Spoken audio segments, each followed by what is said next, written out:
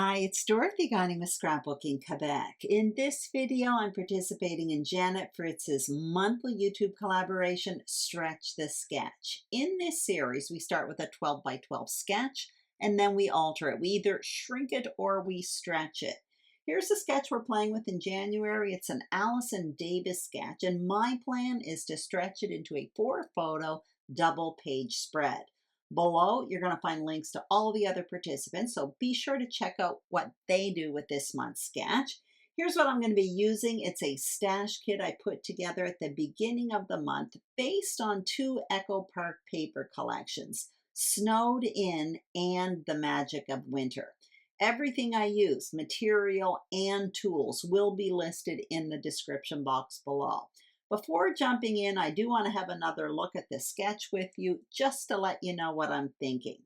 I'm going to be using the sketch, all of those circles, to inspire my foundation page. My photos, which will be rectangular, are just going to sit on top. I'm doing this because the photos I want to document do not lend well to being cut into circles. If I cut my photos into circles, I'm going to lose a lot of the image that I want to document. Now, if you want to cut your photos in circles, I recommend you back up when you compose your shot. You really need space around the subject in your photo to cut your photos nicely into circles. Okay, back to what I'm doing here. I'm going to be flipping the sketch 180 degrees so that the title is in the top right. Then I'm going to stretch my layout to the left. I'm going to add more circles and one large photo. That's going to be my focal point. So let's jump right in. And the first thing you're going to see is I prepared a foundation page with 6 sheets of paper in advance. I did got 4 of them. There is a tutorial on my channel where I explain how to do that. So that's going to be listed and linked below. I also showed you that I rounded the corners on the outer edges of my white cardstock. So I have the sketch handy, of course. Here are my photos. You can see that I've matted them. I actually double matted them in advance. And what I used to mat my photos for the blue paper anyway was the paper that I gutted from behind my foundation page. I also have other paper that I gutted from my foundation page as well. And here is a 6 by 6 paper pad. Now I did select some of the papers and I have some scraps handy as well. I have a 12 by 12 sticker sheet from the Magic of Winter collection. I have some other stickers there from Creative Memories that I don't end up using. I have some die cut sequence alphas, and I'll go through all of that when I actually embellish my page. I also have a basket of tools, and most importantly, I grabbed everything I had that was circular because there's lots of circles on the sketch, and you can see it in the top left-hand corner. I'm showing you that I did take the liberty to cut out some circles in advance because I have quite a few to cut out here, but I am going to continue cutting out my circles. The first one I'm going to do is cut out a jumbo circle. This is about 8 inches, maybe a bit bigger. I will put measurements on the screen a little bit later on. I am using the custom cutting system from Creative Memories with the jumbo circle. If you don't have that, you could always use a plate or a bowl as a template and use your scissors. I'm also going to cut out another circle with this custom cutting system from Creative Memories. The one I'm using right now is the medium circle in a set of 3 with the red blade. What I will do later on when I place these circles on the page is I will put measurements for the circles, but really what I'm doing, and you'll see this when I place them on the page, I'm looking for a variety in sizes in circles, just like you see on the sketch. So if you don't have the same sizes that I put on the screen, no big deal. The idea is I'm using a variety in sizes. Right now you can see I got out my die cutting machine and I am cutting out some more circles using circle dies. Now you can also notice as well that for one of those circles there, I'm not even cutting out a full circle, and that is true. You'll see when I place them on the page, some of them are partial circles because I'm kind of staggering them and placing them one on top of the other. So The measurements for the circles I will put on the screen will be for the full circle, but take note, for some of them, I only have partial circles because my photos and other elements will be covering them up. So you can do the same thing, but just it's going to be easier for me to write the size of the circles on the page. So you can see how I'm setting this up. So I'm not really following the sketch when it comes to the placement of photos. I'm basically using the circle foundation layer on the layout that's on the sketch as my inspiration for my foundation page. So I'm setting up a whole bunch of circles here and kind of staggering them across the page. Now that jumbo circle, what I'm going to do with that is cut it into basically 1/3, 2/3, and that's going to kind of connect the two pages together. Just like when I create a traditional double page spread, I'll often put a mat that spans across the two pages. This is the same kind of idea, only the mat is a circle as opposed to a giant square or rectangle. So you can see I basically cut it into 2/3, 1/3, and the smaller piece is going to go on the left-hand page. So now what I'm going to do is just kind of adhere all of these elements to the page, and I definitely invite you to take note to where the semicircles are being placed, because there's no need to waste paper if it's all going to be covered up. You can see for that big one there, I'm just kind of slipping it underneath my focal point photo, which is on the left-hand page. The same thing for that larger or medium-sized circle, I guess you could say, towards the top of that very same page. I am going to leave my focal point photo and the journaling box separate for a little while at this point. You may notice as well, I forgot to mention it. When I was cutting out my circles, for some of them, you can see I've created 2 journaling boxes. And for those ones, I actually have 3 circles. So I have the big darker circle, and then on top of it I have graph paper, which is matted in a pale blue paper, and that came from that little paper pad that I showed you earlier.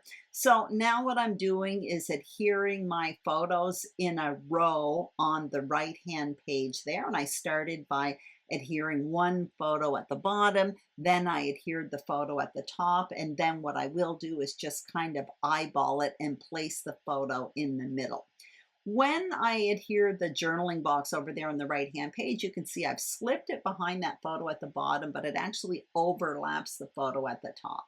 And off camera, I continued adhering. So basically what I adhered was the photo, the focal point photo on the left hand page, but the journaling box is still separate on the left hand page because I'm going to want to embellish. So I'm showing you all of my embellishments there. You can see I have my title already on wax paper. So for one page, it's Cardio Plein Air, which is kind of an outdoor exercise club I belong to.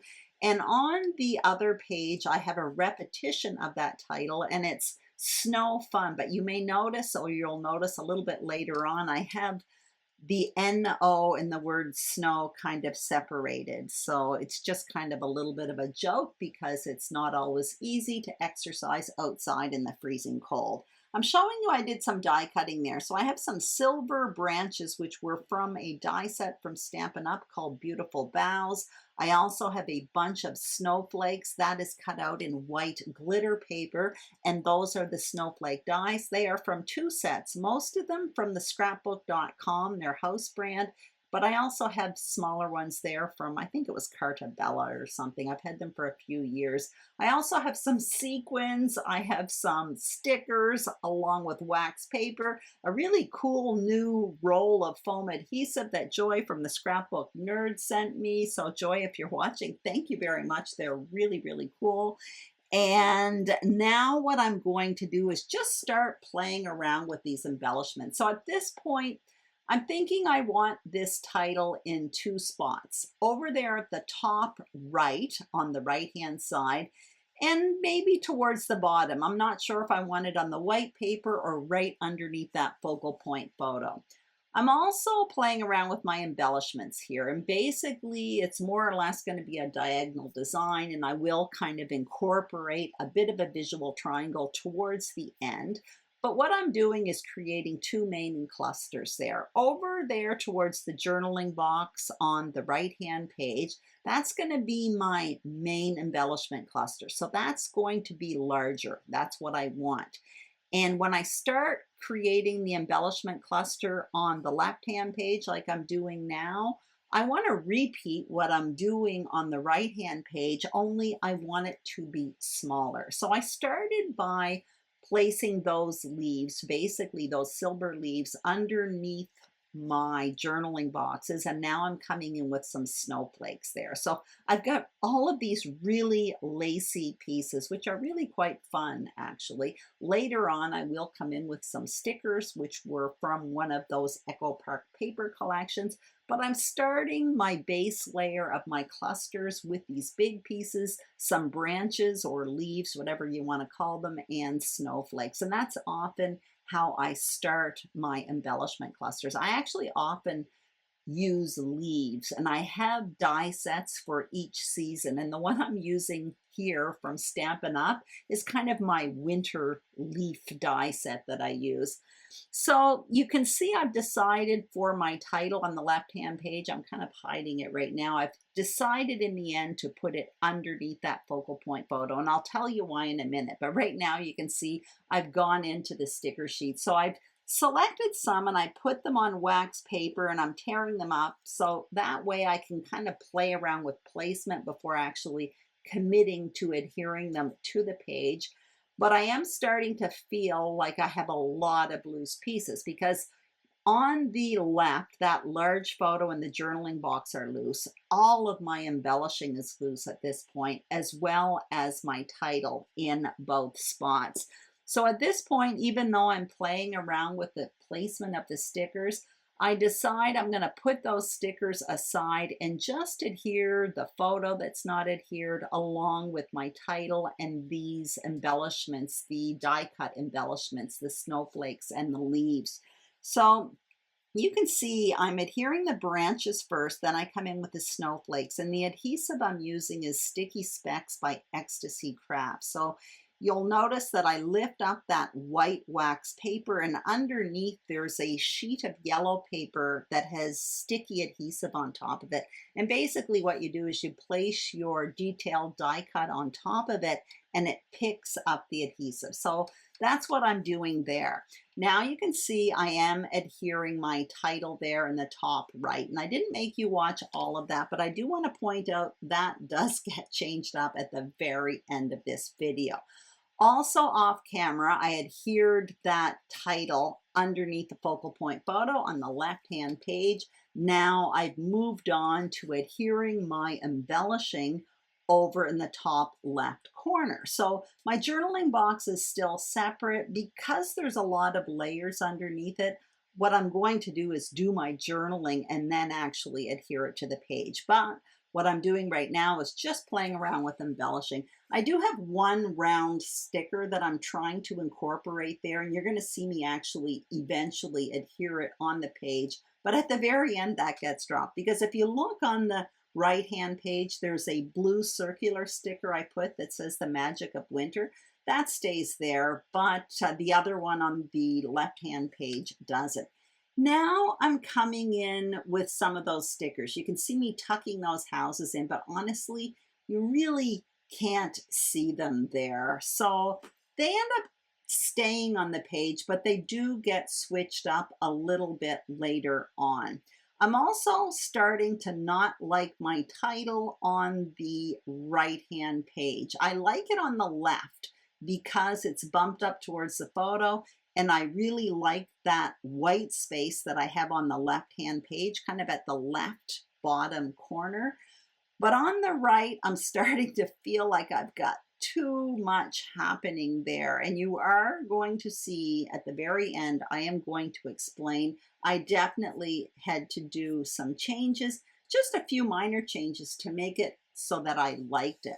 But before doing that, I decide I want sequins and I have no idea how to put them. So I literally just dump them on the page. I leave them there, but I don't end up adhering them. Who knows? Maybe in my layout chair at the end of the month or mid-February, I should say, I will actually have adhered those sequins. But At this point, this is what my layout looks like. So off camera, I did make a few changes to that title cluster on the right page. I didn't like the title placement because it looked like it was floating, like it was missing an anchor. So what I did was I lifted the alphas, and they came up easily because they were those sponge or foam alphas. So they lifted up really easy. And then what I did was I simply bumped up the title to the cluster towards the middle of the page.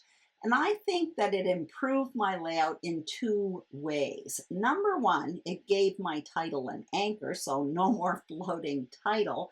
But number two, it gave my page more white space, just like the white space I spoke about on the opposite page that I purposefully achieved. I purposefully did that. And the reason why it's important to have white space is to give your eyes a rest. And when there's a lot going on the layout, white space is really important. On this page, for example, I have circles, rectangles, glitter, metallic. I also have a bunch of lacy layers. So having white space makes all of this appealing as opposed to overwhelming. So that white space, in my opinion, is very, very important. A few other elements on the right-hand page did get switched up in the shuffle. Most notably is that blue circular magic of winter sticker. But aside from that, all I did was my journaling. I did add a few more stickers to that journaling box on the left-hand page.